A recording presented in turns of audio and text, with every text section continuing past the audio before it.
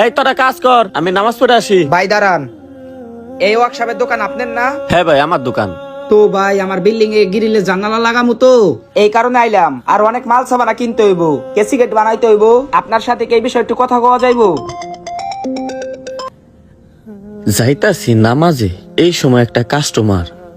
নামাজে যামো নাকি কাস্টমারটার লগে বেচা কিনা করবো, অনেক কিছু নিব, বুঝতাছি না কি করবো। না, নামাজে যাই। আবার যদি নামাজে যাই তাইলে তো এই কাস্টমারটা আর পামু না। দূর, কাস্টমার খালি বালি, কপালে থাকলে এমনি কাস্টমার থাকবো নে।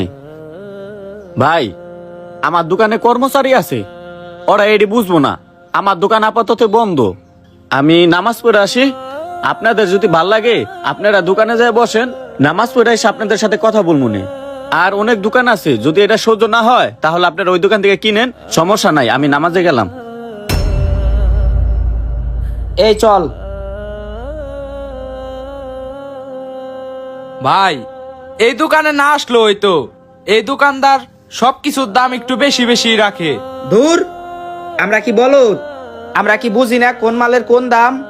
আয়, যেই মালের বেশি দাম ওটা বেশি দা নিমু, যেটা কম দাম ওটা কম টাকা দা নিমু। ভাই, আশেপাশে কিন্তু অনেক দোকানে আছে, আমরা একটু যাচাই বাছাই করে কিনতাম। শোন, আমার বাপে 1.5 কোটি টাকা দা একটা বাড়ি বানাইতেছে, আর আমি ঢাকা ইউনিভার্সিটিতে পড়ালেখা করি। আর যার বাপে 1.5 কোটি টাকা দা বাড়ি বানাইতেছে, তার কাছ থেকে দোকানদার 200-400 টাকা বেশি নিয়ে হেলাইবো। এটা কিভাবে ভাবলি? আগে বয়, দোকানদার আসুক, আমরা মাল না কিনি, দেখতে তো পারমু।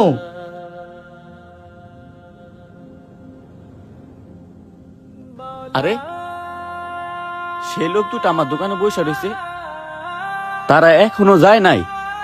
নামাজ পড়তে আমার 20-15 মিনিট সময় লেগে গেছে, তারা এখন আমার দোকানে বসে রয়েছে। আরে ভাই, আপনি এখনো যান নাই, বসে রয়েছেন? হ্যাঁ ভাই, আপনি বলেন আপনি নামাজে যাইবেন, এই কারণে বসে রইছি। আমার অনেক মাল নিতে হইব তো, আর এইদিকে আপনার দোকানটা অনেক বড়, এই কারণে হিসাব করছি মাল নেই আর না নেই। আপনার কাছে মালগুলা সব তো দেখে যাইতে পারমু। যাক ভাই, ভালো করছেন, খুশি হইলাম আপনি আমার লিগে বসে রয়েছেন। কিন্তু ভাই, শুনলাম আপনি নাকি সব মালের দাম একটু বেশি রাখেন, এটা কি সত্যি নাকি? কি বলেন ভাই এইসব? আমি মালের দাম বেশি রাখবো কেন?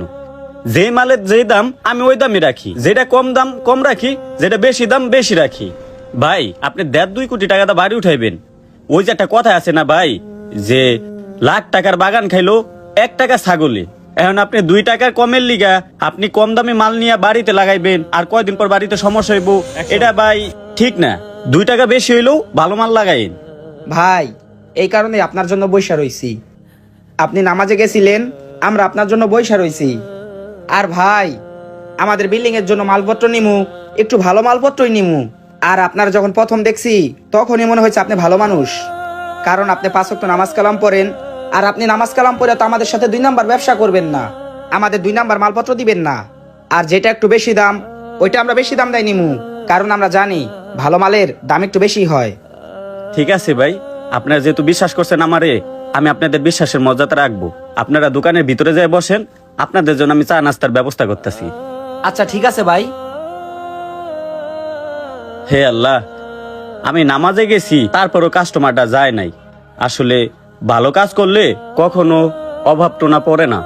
ওই যে কথায় আছে না, যদি থাকে নসিবে আপনা আপনা আসিবে, সবই তোমার ইচ্ছা আল্লাহ।